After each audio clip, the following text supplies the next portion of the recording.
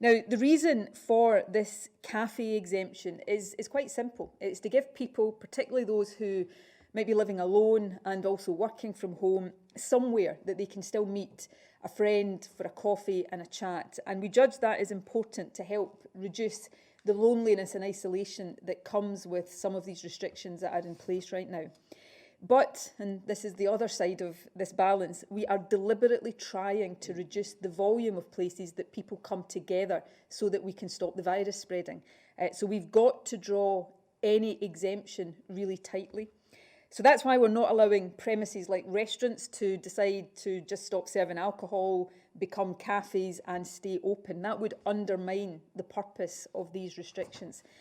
But we did realise there was a potential anomaly for existing cafes that have an alcohol licence, even though serving alcohol is very, very incidental to their business. And what I announced the other day would have forced these cafes to close. And in some areas, particularly rural areas, they might be the only cafe in a village. So we decided to try to resolve this in a very targeted way. And in the 24 hours that we've been doing so, I readily accept that that has resulted in a lack of clarity. But sometimes that's the price we have to pay right now for trying to be as flexible as possible. It would have been much easier and would have given much greater clarity just to stick to the position yesterday that cafes with a licence had to close. But we decided to try to strike a different balance.